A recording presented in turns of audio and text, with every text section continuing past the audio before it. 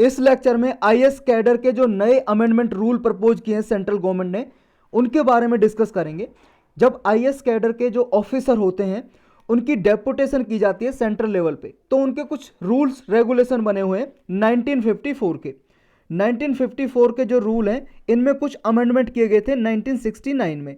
तो in rule के आधार पे जो भी आईएएस आईपीएस ऑफिसर होते हैं उनकी डेपुटेशन की जाती है, उनकी सर्विस दूसरे जगह पे ट्रांसफर की जाती है कुछ समय के लिए इन रूल्स के आधार पे। तो इनमें ही चेंजेस करने के प्रपोजल रखा है सेंट्रल गवर्नमेंट ने, इनके बारे में डिस्कस करेंगे।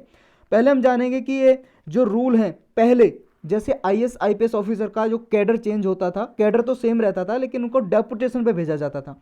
डेपुटेशन का क्या मतलब है? ये देखो, डेपुटेशन है जो ये डेपुटेशन वर्ड, इसका मतलब ये है जैसे अभी मान लो आप आईएएस आईपीएस की तैयारी कर रहे हो, आपका ऑफिसर बन गए आप, मान लो आपका सिलेक्शन हो गया, आपको कैडर मिला। पहले क्या होता था, 2-3 साल पहले की बात है, पहले आपको स्टेट वाइज प्रेफरेंस भरनी रहती थी। जैसे मान लो आप किसी स्टेट से आते हो, जैसे मान लो आप एमपी से हो, मध्य प्रदेश से, या हरियाणा से हो, या पंजाब से हो, अगर इस स्टेट से हो तो आपको ये प्रेफरेंस नहीं मिलती थी, नॉर्मली नहीं मिलती आपको।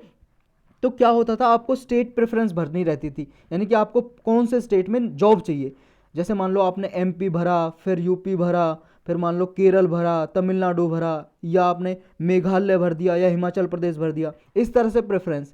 लेकिन ये अब कैडर बना रखे हैं कि एक कैडर में मान लो 4-5 स्टेट आएंगे, कि आपने एक कैडर भर दिया। जैसे मान लो एक कैडर बना दिया पंजाब, हरियाणा, राजस्थान, हिमाचल प्रदेश, तो आपने ये कैडर चूज पहले किया मान लो। दूसरा कैडर आपने चूज किया मान लो सेंट्रल इंडिया का, जैसे एमपी, मध्य प्रदेश हो गया आपका, छत्तीसगढ़ हो गया, यूपी हो गया, एक कैडर मान लो ये हो गया। तो ऐसे कैडर वाइज है, जो भी आपने कैडर चूज किया इस कैडर में आप जॉब करोगे, अपनी आईएएस आईपीएस जो भी आप बने हो जॉब करोगे यहाँ पे। लेकिन इसमें ये भी रूल्स थे कि हर एक ऑफिसर को क्या है, अगर वो चाहे तो सेंट्रल गवर्नमेंट के अंदर काम कर सकता है, यानी कि सेंट्रल मिनिस्ट्रीज में। तो उसको बोलते हैं, अभी जैसे मान लो उसके जॉब चल रही है पंजाब हरियाणा में, किसी स्टेट में चल रही है, यानी कि वो कैडर में अपने जॉब कर रहा है, स्टेट गवर्नमेंट के अंडर काम कर रहा है। डेपुटेशन का मतलब हो गया कि सेंट्रल गवर्नमेंट उसे बुला लेगी 1-2 साल के लिए, उसे सर्विस देनी होगी सेंट्रल गवर्नमेंट के अंदर। तो ये हो गया, कैडर तो वही चलता रहेगा लेकिन कुछ समय के लिए वो चला जाएगा काम करने के लिए। जैसे मान लो ये जियो कंपनी है, जियो कंपनी का ये एक पर्सनल है, एम्प्लॉय है, कर्मचारी है ए नाम का, ये जियो कंपनी में काम करता है। मेन इसका जो कर्मचारी है ए, वो जियो का है, लेकिन कुछ समय के लिए जियो ने ये अपनी दूसरी ब्रांच में भेज दिया। ये जियो की ब्रांच थी मान लो, ये मान लो अहमदाबाद में थी, गुजरात में थी, और इसकी दूसरी ब्रांच कहीं पे है जियो की, ये मान लो कहीं आपकी हरियाणा में है मान लो। तो इसने हरियाणा में भेज दिया इसको 1-2 साल के लिए, यानी कि उसका मेन जो जॉब कर रहा है कहाँ पे, वो गुजरात में कर रहा है, लेकिन कुछ समय के लिए उसे हरियाणा में भेज दिया। इस तरह का प्रोसेस है डेपुटेशन। तो इसके बारे में जो अभी के रूल है वो पढ़ेंगे और चेंजेस क्या किए हैं वो देखेंगे। जो सेंट्रल गवर्नमेंट है उसने आईएएस कैडर के रूल्स हैं उनमें चेंजेस करने के लिए अभी सेंट्रल डेपुटेशन के जो ऑफिसर आते हैं उनको उनमें ज़्यादा ग्रेटर कंट्रोल करने के लिए ये अभी रूल चेंजेस किए हैं, प्रपोजल रखा है अभी। क्योंकि सेंट्रल और स्टेट गवर्नमेंट के बीच में ये टसल चलता रहता है, टसल का मतलब संघर्ष, स्ट्रगल चलता रहता है इन ऑफिसर को लेके। सिग्निफिकेंट क्या है इस रोल, मतलब सिग्निफिकेंट रोल क्या है ऑल इंडिया सर्विसेज का। जो एआईएस का मतलब है ऑल इंडिया सर्विस। हमारे देश में देखो, ये जो आप यूपीएससी सिविल सर्विस का एग्जाम देते हो इसमें 24 पोस्ट हैं, 24, उनमें से केवल 3 पोस्ट ही होती हैं। जैसे आईएफएस का तो एग्जाम है जो अभी अलग कर दिया, इंडियन फॉरेस्ट सर्विस। एक तो ये ऑल इंडिया सर्विस है, इंडियन फॉरेस्ट सर्विस की बात कर रहे हैं हम, वो इंडियन फॉरेन सर्विस ये सेंट्रल सर्विस में आती है, और Indian forest service all India service में। केवल 3 सर्विस हैं जो ऑल इंडिया सर्विस में आती हैं, एक आईएएस इंडियन एडमिनिस्ट्रेटिव सर्विस, और एक आईपीएस इंडियन पुलिस सर्विस, और एक इंडियन फॉरेस्ट सर्विस। ये 3 सर्विस हैं ऑल इंडिया सर्विस। जो इनकी नींव रखी थी भाई साहब सरदार वल्लभ भाई पटेल जी ने रखी थी, जिनको इनका निर्माता माना जाता है इंडियन एडमिनिस्ट्रेटिव सर्विस का, इंडियन पुलिस सर्विस का। बाद में एक आईएफओएस यानी कि इंडियन फॉरेस्ट सर्विस को भी ऑल इंडिया सर्विस में जोड़ दिया गया था, बाद में जोड़ा गया था। स्टार्टिंग में 2 ही थी सिर्फ, आईपीएस और आईएएस। तो ये ऑल इंडिया सर्विस में आती थी। इनकी जो अपॉइंटमेंट रिक्रूटमेंट की जाती है सेंट्रल गवर्नमेंट के द्वारा की जाती है, और इन्हें वेरियस स्टेट्स में सर्विस देनी पड़ती है, अलॉटेड कर देते हैं कहाँ पे, स्टेट में। यानी कि ये सेंट्रल और स्टेट दोनों को सर्व करते हैं, दोनों के लिए जॉब करते हैं ये ऑफिसर जो होते हैं ऑल इंडिया सर्विस के। अभी रिक्रूट यानी कि भर्ती और अपॉइंटमेंट, नियुक्ति कौन करता है इनकी? अपॉइंटमेंट करते हैं प्रेसिडेंट के नाम पे होता है, और ये रिक्रूट कौन करता है? सेंट्रल गवर्नमेंट ही करता है, क्योंकि सेंट्रल गवर्नमेंट यूपीएससी करती है। यूपीएससी किसके अंडर काम करती है? Central government. कौन सी मिनिस्ट्री के अंदर? ये department of personnel and training. ये कौन सी मिनिस्ट्री के अंदर आता है डिपार्टमेंट? ये मिनिस्ट्री ऑफ प्रोग्राम इम्प्लीमेंटेशन, वो वाली प्रोग्राम इम्प्लीमेंटेशन के अंदर आता है ये, ministry of personnel and programme implementation, इसके अंडर काम करता है डिपार्टमेंट, यानी कि मिनिस्ट्री ऑफ प्रोग्राम एंड ये ministry of personnel and programme implementation के अंदर काम करता है ये। तो ये आपको याद रखना है। और एक चीज़ और याद रखनी है इसमें, देखो जो ये होते हैं आपके आईपीएस, ये आईएएस और इंडियन फॉरेस्ट सर्विस, ये किसके अंडर काम करते हैं? कौन इनकी किसके अंडर होते हैं? इनका कैडर अलोकेट कौन करता है? जैसे आपका सिलेक्शन होगा यूपीएससी में, अब आपको कैडर देना है कि इस एरिया में आप काम करोगे, इसमें करोगे, कौन देता है?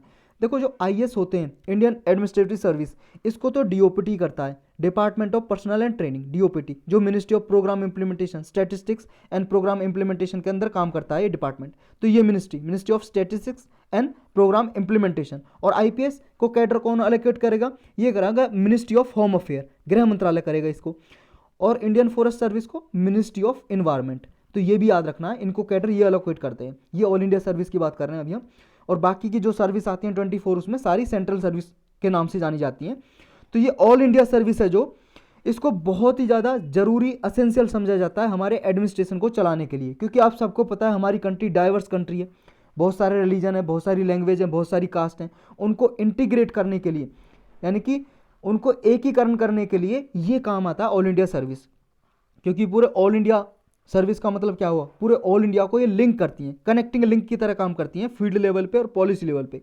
यानी कि फील्ड पे काम करते हैं ये, लोकल लेवल पे काम करते हैं, और फिर जब पॉलिसी बनानी होती है तो ये अपनी एडवाइस भी देते हैं, उनको इम्प्लीमेंट भी करते हैं। तो टॉप और बॉटम लेवल को एक तरह से लिंक का काम करते हैं ये सर्विस। तो अभी के करंट रूल क्या है डेपुटेशन के, वो हम डिस्कस करेंगे। फिर बाद में जो अभी प्रपोजल रखा है सेंट्रल गवर्नमेंट ने अमेंडमेंट का, संशोधन का, उसे देखेंगे। अभी जो ऑल इंडिया ऑफिसर हैं, ऑल इंडिया सर्विस ऑफिसर, वो सेंट्रल डेपुटेशन पे अवेलेबल होते हैं। किस तरह से? कंसल्टेटिव प्रोसेस के जरिए। कंसल्टेटिव प्रोसेस में कौन कौन आते हैं? एक तो सेंट्रल गवर्नमेंट, स्टेट गवर्नमेंट और ऑफिसर कंसर्न। यानी कि जैसे मान लो आईएएस ऑफिसर है कोई या आईपीएस ऑफिसर है, उसको डेपुटेशन में जाना होता है, तो उसकी भी राय ली जाती है, सेंट्रल गवर्नमेंट की और स्टेट गवर्नमेंट की। यानी कि तीनों का प्रोसेस होता है कंसल्टेटिव सहमति। कंसल्टेटिव मतलब सहमति का प्रोसेस होता है। तो सेंट्रल डेपुटेशन पे जब भेजा जाएगा तो ये इंडियन एडमिनिस्ट्रेटिव के सर्विस के रूल है आईएएस के लिए, rule number 6 clause 1, IAS cadre rules 1954। ये क्लाउज 1 जोड़ा गया था 1969 में, इस 1954 के रूल्स में।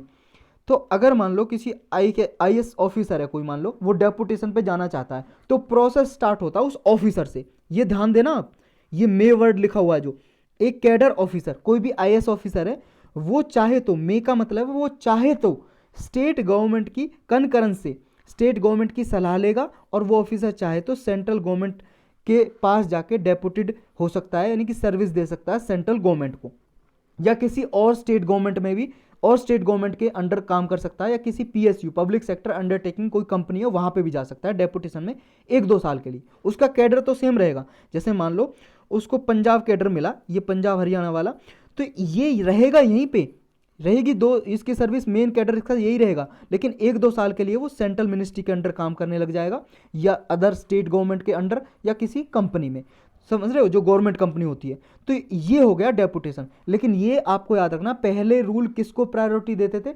उस ऑफिसर को। वो चाहे तो जा सकता है, नहीं चाहे तो नहीं जा सकता है। यानी कि वो सेंट्रल गवर्नमेंट्स में अगर जाना चाहेगा डेपुटेशन पे, तो वो स्टेट गवर्नमेंट को कहेगा, अपने जो भी मान लो 4-5 ऑफिसर हैं, ये ऑफिसर आए, ये ऑफिसर, ये नाम देंगे किसको? स्टेट गवर्नमेंट को कहेंगे कि हम सेंट्रल गवर्नमेंट के अंदर डेपुटेशन पे जाना चाहते हैं।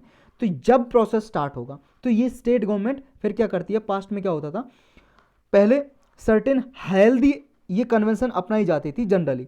तो क्या होता था, किसी भी ऑफिसर को, ऑल इंडिया सर्विस का ऑफिसर है, डेपुटेशन पे लाने से पहले उसकी कंकरेंस लेनी होती थी।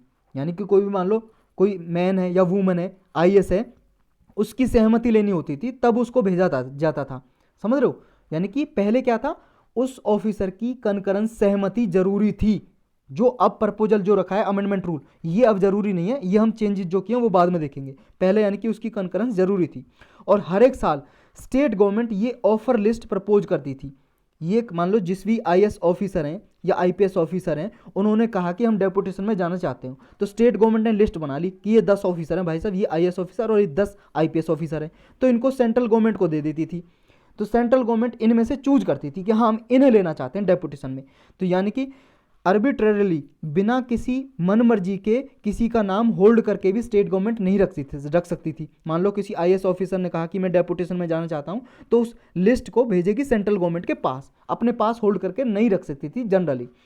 फिर सेंटर क्या करता था, सेंटर इस लिस्ट में से चूज करता था ऑफिसर, इसी लिस्ट में से चूज करने होते थे जो सेंट्रल भेजता था। समझ रहे हो, सेंट्रल जो नो ऑफर मतलब ऑफर भेजता था, उस ऑफर में से ही सेंट्रल गवर्नमेंट चूज करती थी ऑफिसर। यानी कि जो ऑफिसर नहीं चाहता था जाना, उसे नहीं ले जाया जा सकता था। समझ रहे हो, जनरली ये रूल होते थे। फिर स्टेट्स क्या है, इन ऑफिसर को रिलीव कर देती थी, यानी कि इनको भेज देती थी सेंट्रल गवर्नमेंट के पास। फिर सेंट्रल इन्हें पिक करती थी और अपने डेपुटेशन पे 2-3 साल के लिए इन पे काम कराती थी, फिर दोबारा भेज देती थी। 2020 में डीओपीटी ने, department of personnel and training, इसने कुछ चेंजेस किए कि जो ये आईएएस ऑफिसर थे ना, इनके लिए मैंडेटरी बना दिया। ये वर्ड याद करना, मैंडेटरी यानी कि कंपलसरी, अनिवार्य बना दिया कि जो भी 2007 के बैच के बाद आईएएस ऑफिसर अपॉइंट हुए हैं, उनको कम से कम अपनी पहले 16 साल की सर्विस में से कम 2 साल के लिए सेंट्रल डेपुटेशन पे काम करना ही पड़ेगा।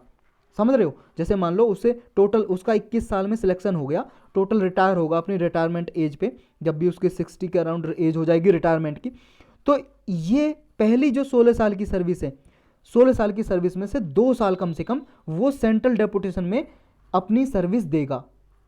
मैंडेटरी होगा ये रूल में चेंज किया गया था। लेकिन अब इसमें क्या होता था, कई बार देखो ये रूल पहले थे जो, इनमें भी कई बार पॉलिटिकल इंटरफेरेंस देखा गया, क्योंकि डेपुटेशन पे जब इन्हें भेजा जाता था तो पॉलिटिशियन जो नेता हैं अपनी मनमर्जी चलाते थे, यानी कि सेंट्रल गवर्नमेंट और स्टेट गवर्नमेंट के बीच में टकराव देखने को मिलता था। कई बार ये जो जनरली जो हेल्दी कन्वेंशन थी 1954 की, जो रूल्स थे, इनको फ्लॉट किया गया। फ्लॉट का मतलब इनका उल्लंघन किया गया, वॉयलेशन किया गया कई बार। ये देखो कुछ एग्जाम्पल हैं। जुलाई 2001 में सेंट्रल गवर्नमेंट ने यूनिलैटरली, यानी कि बिना स्टेट गवर्नमेंट और उस ऑफिसर से पूछे बिना, 3 आईपीएस ऑफिसर जो तमिलनाडु कैडर के थे, उनकी सर्विस को डिस्पोजल किया, सेंट्रल डेपुटेशन पे बुला लिया। दिसंबर 2020 में, अभी के एग्जाम्पल हैं, वेस्ट बंगाल कैडर के 3 आईपीएस ऑफिसर को सेम उनके साथ यही किया, उनकी डिस्पोजल किया उनकी सर्विस का। मई 2021 में, रिसेंटली की बात है, अभी वेस्ट बंगाल में चीफ सेक्रेटरी हैं। चीफ सेक्रेटरी आपको पता है, जो कोई आईएएस ऑफिसर बनता है तो हाईएस्ट पोस्ट होती है उसकी चीफ सेक्रेटरी, यानी सबसे बड़ी पोस्ट पे पहुंच पाता है स्टेट गवर्नमेंट में चीफ सेक्रेटरी। तो इसकी सिर्फ 1 दिन ही बचा था इसकी रिटायरमेंट को, 1 दिन बाद रिटायर हो जाते, लेकिन 1 दिन की सर्विस से पहले ही इनको डेपुटेशन पे, सेंट्रल डेपुटेशन पे बुला लिया। यानी कि देखो, ये पनिशमेंट देनी होती है सेंट्रल गवर्नमेंट को, किसी ऑफिसर को पनिश करना होता है, अपनी दुश्मनी निकालनी होती है किसी ऑफिसर से, तो उसे सेंट्रल डेपुटेशन पे बुला लेती है, वहाँ पे बुला लेती है और वो उससे काम कराती है। समझ रहे हो, एक तरह से ये पनिशमेंट देनी होती है। तो देखो, 1 दिन का रिटायरमेंट का टाइम था उसका, और 1 दिन के लिए आप सेंट्रल डेपुटेशन पे बुला रहे हो, क्या मतलब है ये, समझ रहे हो। तो ये देखने को मिला। अब कुछ केसेस में ऐसा देखने को भी मिला, स्टेट जो हैं, स्टेट कंसर्न, जहाँ से आईएएस आईपीएस ऑफिसर जिस स्टेट में काम करते हैं, उन्होंने भी उन ऑफिसर को भेजने से, सेंट्रल डेपुटेशन पे भेजने से मना कर दिया, रिफ्यूज कर दिया, कई बार देखने को मिला। कुछ स्टेट ऐसे हैं, उन्होंने क्या किया, कुछ नाम को विदहोल्ड कर लिया। जैसे मान लो जिस आईएएस ऑफिसर ने इच्छा जताई कि हम सेंट्रल डेपुटेशन पे जाना चाहते हैं, लेकिन उनका नाम आगे सेंट्रल गवर्नमेंट को भेजा ही नहीं। समझ रहे हो, जिन्होंने सेंट्रल डेपुटेशन के लिए चूज किया था, तो उनका नाम या तो डिले किया या भेजा ही नहीं, सेंट्रल गवर्नमेंट पिक ही नहीं कर पाई। ऑन दी अदर हैंड ये होता है कि देखो, यूनियन गवर्नमेंट है, वो ऐसा देखा गया, अभी ये जो टसल चलता रहता है ना, इनके वजह से, जो टसल का मतलब इनके बीच में स्ट्रगल चलता रहता है, संघर्ष सेंट्रल स्टेट गवर्नमेंट के बीच में टकराव चल रहा है, इसकी वजह से क्या हो रहा है, यूनियन गवर्नमेंट बहुत सारी पोस्ट को भर नहीं पा रही है। अभी भी देखो वैकेंसी कितनी निकलती है, अब इस साल की वैकेंसी देखो 2021 की तो 712 के लगभग वैकेंसी निकली है। बहुत सारी वैकेंसीज खाली पड़ी हुई है, डायरेक्टर लेवल पे, जॉइंट सेक्रेटरी लेवल पे वैकेंसी सेंट्रल मिनिस्ट्रीज में खाली पड़ी हुई है। अगर ये डेटा देखें, अराउंड 40%, यानी कि 390 सेंट्रल स्टाफिंग स्कीम, इतनी पोस्ट हैं जॉइंट सेक्रेटरी लेवल पे, जो 19 साल से लगभग ये खाली पड़ी हुई हैं। और 60%, 540 पोस्ट डेप्यूटी सेक्रेटरी लेवल पे 9 साल से, और डायरेक्टर रैंक पे 14 साल से खाली पड़ी हुई है भाई साहब, इतनी पोस्ट। अब नए प्रपोज क्या किए हैं ये देखते हैं, जो नए अमेंडमेंट सेंट्रल गवर्नमेंट ने प्रपोजल रखा है वो क्या है। जो रूल नंबर 6 है ना IS कैडर रूल्स 1954 का, इनमें 4 अमेंडमेंट अभी प्रपोजल रखे हैं सेंट्रल गवर्नमेंट ने, वो एक एक करके हम पढ़ते हैं। पहला है ये कि देखो अगर स्टेट गवर्नमेंट डिले करती है, मान लो स्टेट गवर्नमेंट डिले करती है नाम भेजने में, ऑफर करने में, तो ये पहले टाइम पीरियड नहीं था कि कितने टाइम पीरियड में स्टेट गवर्नमेंट भेजेगी लिस्ट सेंट्रल गवर्नमेंट के पास, लेकिन अब ये सेंट्रल गवर्नमेंट ने ये पावर ले ली कि अब स्पेसिफाइड टाइम दिया जाएगा, उस टाइम के अंदर अंदर ही, जैसे मान लो 1 महीने का टाइम दिया, 10 दिन का, 20 दिन का, 2 महीने का, उस दिन के अंदर अंदर ही, उस टाइम के अंदर अंदर स्टेट गवर्नमेंट को भेजना पड़ेगा वो लिस्ट, कितने ऑफिसर की लिस्ट है। यानी कि सेंट्रल गवर्नमेंट स्पेसिफाई कर देगी कि इस डेट से पहले पहले आपको ऑफिसर की लिस्ट भेजनी पड़ेगी और अपने स्टेट गवर्नमेंट से उसको रिलीव करना पड़ेगा, यानी कि छोड़ना पड़ेगा और सेंट्रल डेपुटेशन पे भेजना पड़ेगा, यानी कि टाइम स्पेसिफाइड कर दिया जो पहले स्पेसिफाइड नहीं था कि इतने टाइम पीरियड में भेजना है। तो पहला चेंज तो ये, यानी कि प्रेजेंटली कैसा होता था, ऑफिसर होते थे वो नो ऑब्जेक्शन सर्टिफिकेट लेते थे स्टेट गवर्नमेंट से और सेंट्रल डेपुटेशन पे जाते थे, यानी कि no objection certificate state government से लेते थे। अब स्टेट गवर्नमेंट से कोई लेने की जरूरत नहीं है, अगर दे दिया ना सेंट्रल गवर्नमेंट ने टाइम पीरियड कि इतने टाइम से भेजना है तो भेजना ही पड़ेगा, फिर उन्हें आना ही पड़ेगा। यानी कि दूसरे चेंज क्या किए हैं, सेंट्रल गवर्नमेंट डिसाइड करेगी कि एक्चुअल नंबर ऑफ ऑफिसर कितने आएंगे सेंट्रल डेपुटेशन पे। पहले क्या होता था, IAS IPS ऑफिसर जो चाहे जिसकी मर्जी है वो जाएगा, जिसकी नहीं है नहीं जाता था, समझ रहे हो। लेकिन अब क्या है, सेंट्रल गवर्नमेंट लिस्ट देगी कि इतने ऑफिसर हमें चाहिए ही चाहिए, तो फिर स्टेट गवर्नमेंट से कंसल्ट करके उतने नंबर लेगी वो, और फिर स्टेट गवर्नमेंट एलिजिबल कराएगी कि इतने ऑफिसर ये हैं ऑफिसर, इन्हें आप ले सकते हो। एग्जिस्टिंग रूल क्या कहते हैं, एग्जिस्टिंग रूल थे, स्टेट क्या है, ऑल इंडिया सर्विस के जो ऑफिसर हैं IPS ऑफिसर हैं उन्हें सेंट्रल गवर्नमेंट के पास भेज दी थी लिस्ट, और उसमें क्या है, जितने भी मान लो स्टेट गवर्नमेंट में IAS IPS ऑफिसर काम कर रहे हैं उनसे 40% से ज़्यादा नहीं भेज सकती थी, 40% से ज़्यादा सेंट्रल डेपुटेशन पर नहीं भेज सकती थी। लेकिन अब क्या कर दिया, सेंट्रल गवर्नमेंट जितने चाहे ऑफिसर को ले जा सकता है, क्योंकि वो अब नंबर ये बता रहा है सेंट्रल गवर्नमेंट कि मुझे मान लो एक स्टेट में 100 ऑफिसर काम करते हैं और उस स्टेट से सेंट्रल गवर्नमेंट ने कह दिया मुझे 60 ऑफिसर चाहिए, तो 60 ऑफिसर ले लेगी। पहले क्या होता था, पहले स्टेट गवर्नमेंट 40% से ज़्यादा नहीं भेज सकती थी, केवल 40% तक ही ऑफिसर को भेज सकती थी सेंट्रल डेपुटेशन पे। थर्ड प्रपोजल क्या रखा है, थर्ड प्रपोजल ये रखा है कि अगर मान लो डिसएग्रीमेंट रहेगा सेंट्रल और स्टेट गवर्नमेंट के बीच में, तो मैटर डिसाइड कौन करेगा, सेंट्रल गवर्नमेंट करेगी। मान लो स्टेट गवर्नमेंट और सेंट्रल गवर्नमेंट के बीच में टकराव चल रहा है, वो नहीं भेजना चाहता सेंट्रल गवर्नमेंट के पास स्टेट गवर्नमेंट, तो स्टेट गवर्नमेंट की कोई नहीं चलेगी, अब सेंट्रल गवर्नमेंट डिसाइड करेगा कि इतने टाइम में, स्पेसिफाइड टाइम में आपको सेंट्रल गवर्नमेंट का डिसीजन मानना है किसी भी स्टेट को। तो ये चेंजेस क्या है। चौथा चेंज क्या है, चौथा ये है कि डिस्क्रेशनरी पावर आ गई अब स्पेसिफिक सिचुएशन में सेंट्रल गवर्नमेंट के पास, कि अगर सेंट्रल गवर्नमेंट चाहे पब्लिक इंटरेस्ट में, अगर मान लो सेंट्रल गवर्नमेंट को ऑफिसर की जरूरत है, पब्लिक इंटरेस्ट का नाम लेके वो किसी भी ऑफिसर को विद इन स्पेसिफाइड टाइम में बुला सकती है, स्टेट गवर्नमेंट को फिर भेजना ही पड़ेगा। यानी कि पहले ऐसा नहीं था, पहले IAS ऑफिसर IPS ऑफिसर जो जाना चाहता था मर्जी थी, लेकिन अब पब्लिक इंटरेस्ट का हवाला देके सेंट्रल गवर्नमेंट बुला सकती है किसी को भी, यानी कि उसकी मन मर्जी चलेगी, डिस्क्रेशनरी पावर ले ली इस नए रूल्स में। तो इसका क्या क्रिटिसिज्म है, बुराइयाँ क्या है, देखो अब तक आप जान गए होंगे जो चेंजेस किए हैं, क्या क्या इसकी क्रिटिसिज्म है, बुराई है।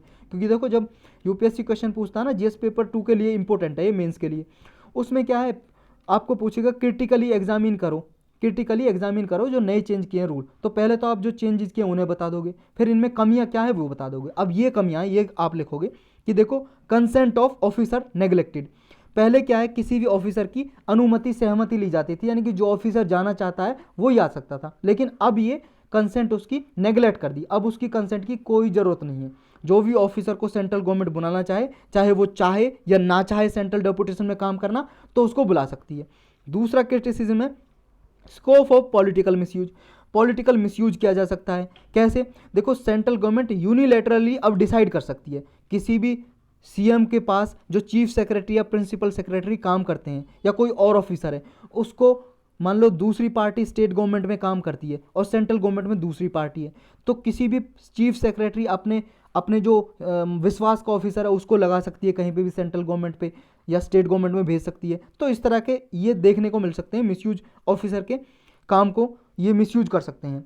नेक्स्ट है affects the administration of state, देखो इसमें क्या होगा, जो भी IAS ऑफिसर को डिप्लॉय किया जाता है उनके अधिकारों का इन्फ्रिजमेंट होगा एक तरह से, यानी कि जो पहले जिनके पास पावर थी कि यानी कि पावर क्या, उनके पास अथॉरिटी थी, वो चाहे तो जा सकते हैं, नहीं तो नहीं।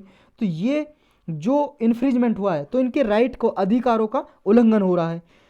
इसकी वजह से क्या होगा, may decline the sheen of all India service. जो ऑल इंडिया सर्विस की चमक है ना, कि आईएएस ऑफिसर, आईएएस ऑफिसर को उसके पास एक रूल्स रेगुलेशन के हिसाब से उसको काम करना पड़ता है, और उसके पास ये पावर होती थी पहले डिस्क्रिशनरी के, वो जाना चाहे तो जाना चाहेगा सेंट्रल डेपुटेशन पर, नहीं तो नहीं। तो इसकी वजह से इसकी चमक खराब हो जाएगी इस ऑल इंडिया सर्विस की। क्योंकि देखो अब क्या है, ये डाउट रहेगा, स्टेट को भी ये डाउट रहेगा कि जो आईएएस ऑफिसर या आईपीएस ऑफिसर जो सेंट्रल गवर्नमेंट के लॉयल हैं, यानी कि उनकी वफादारी करती हैं, वो उनको भेजना चाहेंगे स्टेट गवर्नमेंट में। तो फिर स्टेट गवर्नमेंट क्यों चाहेगी उन आईएएस ऑफिसर को लेना? स्टेट गवर्नमेंट मना कर देगी आईएएस कैडर के ऑफिसर को पोस्ट को, कह देगी हमें नहीं चाहिए। वो क्या करेगी, जो स्टेट सिविल सर्विस होते हैं ना, पीसीएस के एग्जाम, उनसे ही जो एसडीएम या डीएसपी होते हैं उन्हीं से सारा काम करा लेगी हैंडल, नहीं लेना चाहेगी। क्यों लेना चाहेगी भाई साहब, जब वो अपनी लॉयल्टी के, मान लो स्टेट गवर्नमेंट को परेशान करने के लिए सेंट्रल गवर्नमेंट भेजेगी ऐसे अफसर को जो सेंट्रल गवर्नमेंट के वफादार हों, तो क्यों लेना चाहेगी स्टेट गवर्नमेंट? तो एक ये भी देखने को मिलेगा टसल दोनों के बीच में, सेंट्रल और स्टेट गवर्नमेंट के बीच में। तो वे फॉरवर्ड में क्या होना चाहिए, यानी कि सॉल्यूशन क्या होना चाहिए? देखो ये तो फेडरल सेटअप में, क्योंकि हमारे इंडिया में फेडरलिज्म है, संघवाद है, यानी कि हमारा संविधान सेंट्रल गवर्नमेंट और स्टेट गवर्नमेंट को पावर देता है। क्योंकि सेंट्रल गवर्नमेंट से पावर नहीं लेता है स्टेट गवर्नमेंट, कहाँ से लेता है? संविधान से, कॉन्स्टिट्यूशन से। यानी कि फेडरल सेटअप है हमारा, संघवाद है, अलग अलग पावर डिफाइन की गई है। तो इस फेडरल सेटअप में डिफरेंसेस, डिस्प्यूट, झगड़े, मत विवाद तो देखने को मिलेंगे ही, इनएविटेबल है, अनिवार्य हैं, कंपलसरी हैं, तो देखने को मिलेंगे। लेकिन सारे ये क्वेरल होते हैं, डिस्प्यूट, झगड़े होते हैं, इनको क्या है, कोऑपरेटिव फेडरलिज्म को ध्यान में रखते हुए और नेशनल इंटरेस्ट को ध्यान में रखते हुए सुलझाना चाहिए, ना कि एक दूसरे के बीच में और टसल बढ़ाना चाहिए। तो यही था इस लेक्चर में।